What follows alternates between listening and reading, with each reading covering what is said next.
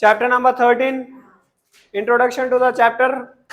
Chapter क्या है उसके बारे में समझते हैं। चैप्टर का नाम है कॉन्ग्रुएंस ऑफ ट्रायंगल। कैसे कॉन्ग्रुएंट होते हैं, कॉन्ग्रुएंस ऑफ ट्रायंगल यानी ट्रायंगल का कॉन्ग्रुएंस कैसे होता है, यानी वो दो कैसे कॉन्ग्रुएंट होंगे। तो सबसे पहले तो समझते हैं कॉन्ग्रुएंट मतलब क्या।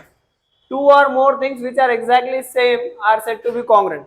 कॉन्ग्रुएंट मतलब दो या उससे ज्यादा कितनी भी चीजें जो बिल्कुल सेम है उसको कॉन्ग्रुएंट बोलेंगे। जैसे फॉर एग्जांपल ये दो मार्कर्स है, इनकी लेंथ सेम, विड्थ सेम, ठीक है, तो इसको क्या बोलेंगे, क्लियर है। जो भी मार्केट में चीज बनती है, जो प्रोडक्ट आप मार्केट से परचेज करते हो, मैक्सिमम चीजें ऐसी होती है जो कॉन्ग्रुएंट बनती है। जैसे फॉर एग्जांपल कोई ब्रांड है और उस ब्रांड का जाके आप सोप खरीदते हो पर्टिकुलरली 10 रुपीज वाला, तो वैसे एक खरीदो या वैसे 6 खरीदो या वैसे 12 खरीदो, साइज कैसा रहेगा, अगर वही प्राइस का वही ब्रांड का आप खरीदते हो तो साइज कैसा रहेगा, सेम। या फिर अपने ज्योमेट्री बॉक्स देख लो, अगर कोई कंपनी ज्योमेट्री बॉक्स बना रही है, एक पर्टिकुलर प्राइस है समझो 70 रुपीज, तो वो 70 रुपीज वाले आप 1 लो, 2 लो, 10 लो, वो जो ज्योमेट्री बॉक्स है पूरे सेम रहेंगे। तो ये क्या है, ये कॉन्ग्रुएंट। कॉन्ग्रुएंट मतलब क्या, दो भी जो दो या उससे ज्यादा कितने भी जो एग्जैक्टली सेम है। क्लियर है सभी को।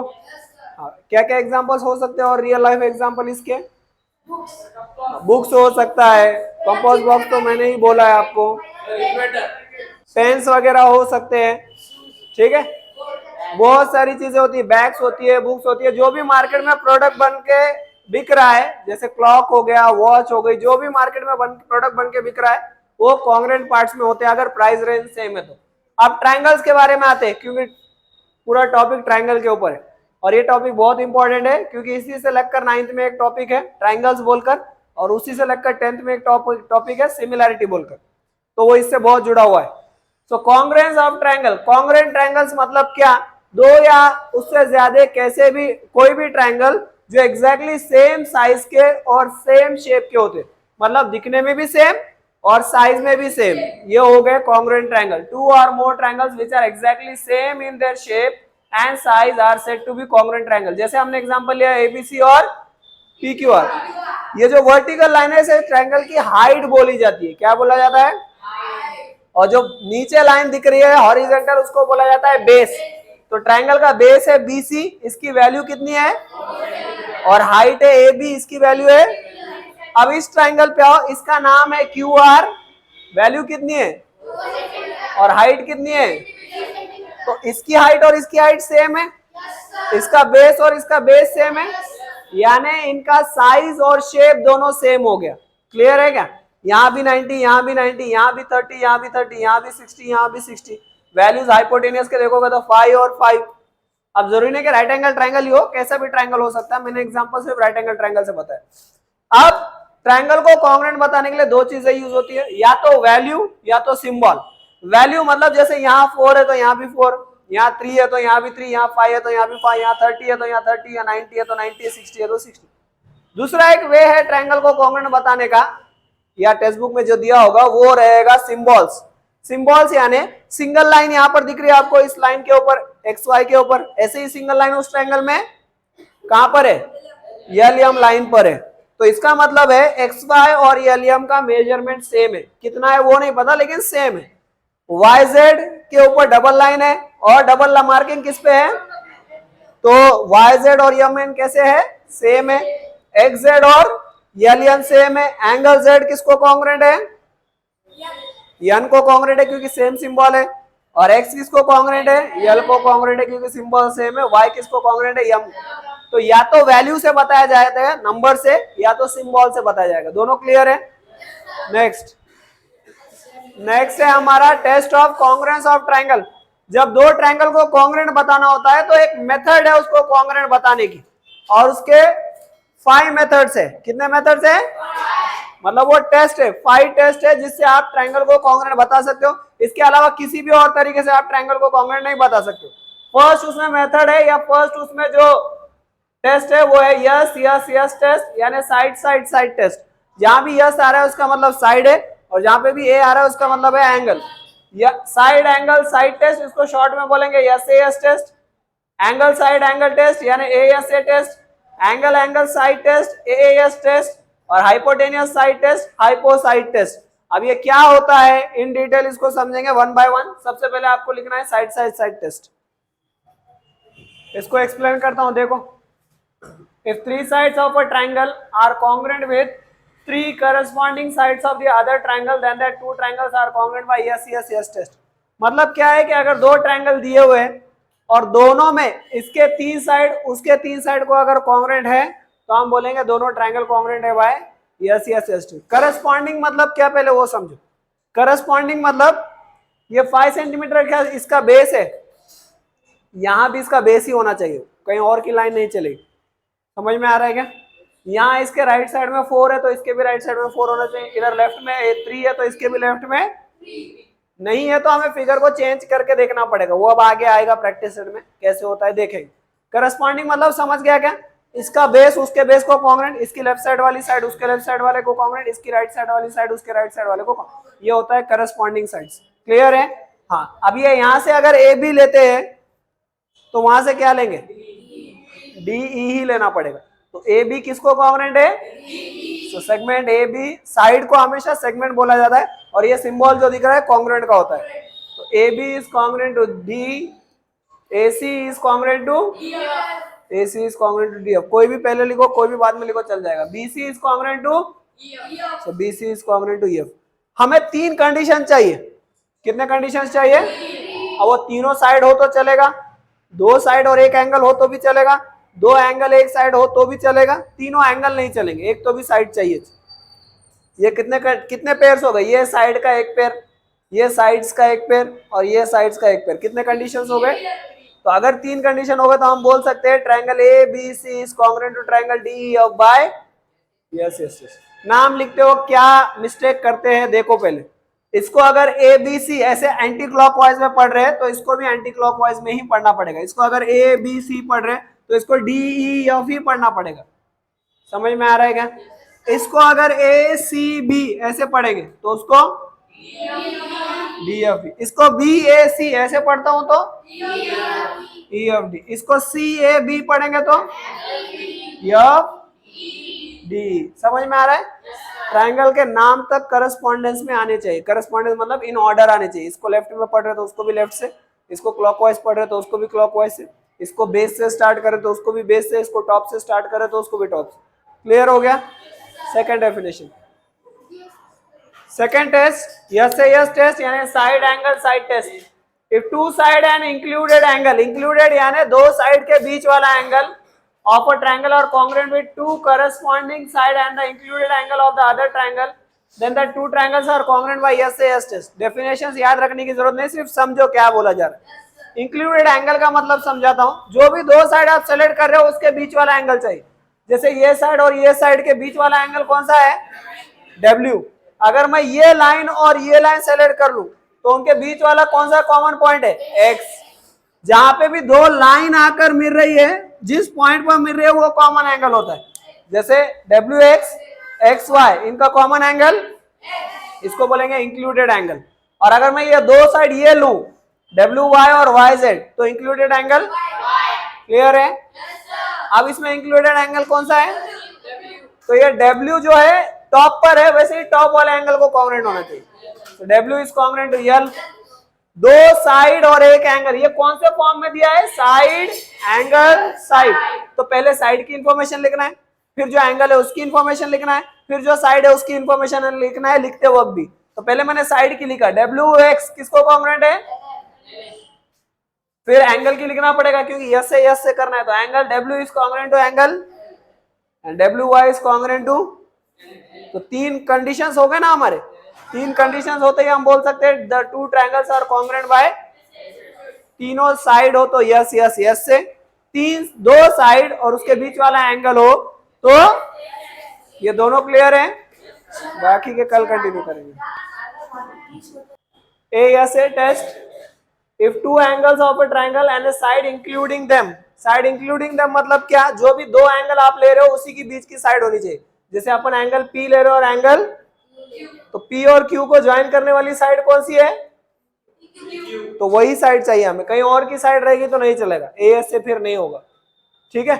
तो two angles of a triangle and a side including them are congruent with two corresponding angle and a side including them of the other triangle, then the two triangles are congruent by yes. मतलब क्या है पहले वो समझते हैं। मतलब ये है कि इधर के दो एंगल और एक साइड, उधर के दो एंगल और एक साइड को अगर कॉन्ग्रेंट है तो ये दोनों ट्रायंगल कॉन्ग्रेंट हो जाएंगे बाय ए एस ए में जरूरी है कि दो एंगल को जो लाइन ज्वाइन कर रही है वही साइड हो। सपोज अगर ये साइड ले ली जाए, ये ना लेकर अगर ये ली जाए तो फिर ये ए एस ए से नहीं होगा, क्योंकि दो एंगल के बीच की साइड कौन सी है और इधर दो एंगल के बीच की साइड एक्स जेड है ना। तो ये साइड अगर ना हो और कहीं और की साइड हो, उन दोनों के बीच की साइड ना हो कहीं और की हो, तो वो ए एस से होगा। और अगर उनके बीच की साइड हो तो ए एस ए से होगा। ये फर्क है ए एस में और ए एस ए में। जो नेक्स्ट आने वाला वो ए एस है, तो ये है ए एस ए और कहीं और की साइड होगी वो तो वो हो जाएगा ए एस। क्लियर है क्या? हाँ, अब ट्रायंगल का नाम कैसा लिखा जाए? तो ट्रायंगल का नाम लिखने के लिए सबसे पहले दोनों ट्रायंगल सेम दिखने चाहिए। ये दोनों सेम दिख रहे हैं क्या? नहीं। इसका जो फेस है वो इस साइड में, इसका जो फेस है वो इस साइड में, तो इसको पूरा हमें फ्लिप करना पड़ेगा वो साइड। तो इसको अगर मैं फ्लिप कर दूं इस साइड तो वो इस तरह से हो जाएगा। ये अपन ऐसा कर रहे हैं तो x तो x ही रहेगा, y उधर चला जाएगा और z इधर आ जाएगा। समझ में आ रहा है कि नहीं सभी को? इसको हमने क्या कर दिया, सिर्फ फ्लिप कर दिया। क्लियर है? अब इसका नाम लिखा जा सकता है। अगर दोनों ट्रायंगल सेम दिख रहे हैं तो अब उसके नेम लिखने में बहुत इजी होगा। इसका नाम लिखते हैं P Q R, in triangle P Q R. उसका क्या लिखेंगे? And triangle X Z Y. A S A, दो एंगल और एक साइड, मतलब पहले एंगल के बारे में इंफॉर्मेशन लिखना है, फिर साइड के, फिर एंगल के। Angle P is congruent to, angle P किसको कॉन्ग्रुएंट है? Angle X. Angle Q, sorry, segment PQ is congruent to segment XZ and angle Q is congruent to angle, दो एंगल और एक साइड, तीन condition हो गए तो हम बोल सकते हैं therefore triangle PQR is congruent to triangle XZY by ASA test। Clear है क्या? हाँ, ये जानबूझकर एक्स जेड वाई इसलिए लिया ताकि आपको समझ में आए। हर बार एक्स वाई जेड ही हो ऐसा जरूरी नहीं है, नाम कुछ भी आ सकता है ट्रायंगल का। सर, ट्रायंगल का नाम डिसाइड करने के लिए पहले सबसे पहले ट्रायंगल दिखने चाहिए एक जैसे। नहीं दिख रहे तो आपको उसको रोटेट करना है या फ्लिप करना है, जो भी करना है कर सकते हो। क्लियर है? रोटेट यानी किसी को अगर रोटेट करना हो, जैसे रोटेट करने का मतलब क्या है, देखो सपोज एक एंगल, एक ट्रायंगल है जो इस तरह से 90 डिग्री, इसको अगर ऐसे रोटेट कर देंगे तो ये इस तरह से हो जाएगा। क्या हमने ऐसे रोटेट कर दिया? समझ में आ रहा है कि नहीं सभी को? वो बोलता हूं मैं, बाद में आएंगे वो। ये समझ में आ रहा है सभी को? तो रोटेट कर सकते हो, फ्लिप कर सकते हो, क्लॉकवाइज एंटी क्लॉकवाइज जो करना है कर सकते हो, लेकिन दोनों सेम दिखने चाहिए, तभी नाम हम लिख सकते हैं। अपने माइंड में कर लो या फिर पेपर पे ड्रॉ करके करो रफ में, योर विश, लेकिन नाम बराबर आएंगे तो ही आंसर बराबर आएगा। सबसे पहले ट्रायंगल दोनों सेम दिखने चाहिए। नहीं दिख रहे हैं तो हम उसको कन्वर्ट करेंगे कि वो सेम दिखे। जैसे ये ट्रायंगल पूरा वर्टिकल है लेकिन इसका पूरा उल्टा ही है, तो इसको पूरा रोटेट करके इसकी तरह बनाएंगे। तो ये भी अगर इसकी तरह हम ड्रॉ करेंगे तो कौन सा पॉइंट नीचे आ जाएगा और कौन सा पॉइंट ऊपर आ जाएगा वो देखते हैं। यहाँ पर आ जाएगा एस, यहाँ पर आ जाएगा एम, ऊपर चला जाएगा। सो अब हम ट्रायंगल के नाम लिख सकते हैं। So in triangle ZTR and triangle, इसका क्या लिखेंगे? QSM। क्या क्या कॉन्ग्रुएंट दिख रहा है इसमें? Angle T is congruent to angle S, angle R is congruent to angle, and segment ZT is congruent to segment, therefore triangle ZTR is congruent to triangle QSM by AAS test। इसको ASA बोल सकते हैं क्या?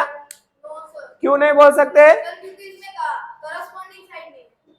इसमें जो side हमने ली है वो दो एंगल के बीच वाली साइड नहीं, अगर यहां ना देकर ये यहां दिया जाता डबल मार्किंग कॉन्ग्रुएंट, तो ये दोनों भी ए एस ए से हो जाते। ए एस में और ए एस ए में फर्क समझ रहा है क्या? ए एस ए मतलब जो दो एंगल आप सेलेक्ट कर रहे हो उसके बीच वाली साइड चाहिए, और ए एस मतलब जो दो एंगल हमको दी गई है उससे हटकर कोई साइड। क्लियर है सभी को? तो ये किससे हो रहा है? A S. क्लियर है सभी को? लिख कर लो, लास्ट टेस्ट एक बचता है।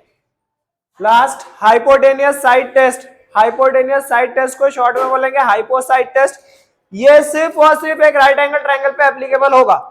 ये एक ही टेस्ट ऐसा है जो सिर्फ और सिर्फ राइट एंगल ट्रायंगल पे एप्लीकेबल होगा। बाकी सारे टेस्ट किसी भी ट्रायंगल पे एप्लीकेबल हो सकते हैं, राइट एंगल पे भी और किसी पे भी, लेकिन ये एक ऐसा टेस्ट है जो राइट एंगल ट्रायंगल पे एप्लीकेबल होता है, बाकी किसी पे भी एप्लीकेबल नहीं होगा। क्लियर है सभी को? हाँ, अब इसके हिसाब से अगर हम देखेंगे तो अब इधर एक ट्रायंगल है उधर एक ट्रायंगल है, दोनों सेम पोजीशन में है क्या? नहीं है। तो इसका अगर नाम लिखेंगे तो क्या लिखेंगे? अब अपने माइंड में कन्वर्ट करो उसको, कैसे करना है। इन ट्रायंगल इधर वाले का मैं लिखता हूं ए बी डी, उधर वाले का ए बी सी। क्लियर है? इसमें क्या जरूरी है? इसमें हाइपोटेनियस एक दूसरे को कॉन्ग्रुएंट होना जरूरी है। हाइपोटेनियस कौन सी साइड होती है? 90 डिग्री की अपोजिट साइड। तो इधर का हाइपोटेनियस उधर के हाइपोटेनियस को कॉन्ग्रुएंट होना जरूरी है, तभी जाके वो हाइपोसाइड टेस्ट से होगा, वरना नहीं होगा। अगर हाइपोटेनियस कॉन्ग्रुएंट ना हो और कोई और साइड कॉन्ग्रुएंट हो तो वो हाइपोटेनियस साइड टेस्ट से नहीं होगा। किसी और टेस्ट से हो सकता है लेकिन हाइपोसाइड टेस्ट से तो नहीं होगा। हाइपोसाइड टेस्ट से होने के लिए जरूरी है कि उसके हाइपोटेनियस कॉन्ग्रुएंट हो। क्लियर है सभी को? हाँ, तो segment AD is congruent to segment AC, segment BD is congruent to segment BC, angle B is congruent to angle B. Therefore, triangle ABD is congruent to triangle ABC by hypo side test. Clear है सभी को? ये यहाँ पर हमारे 5 test complete होते हैं। अब इसके ऊपर कुछ एग्जांपल्स देखेंगे।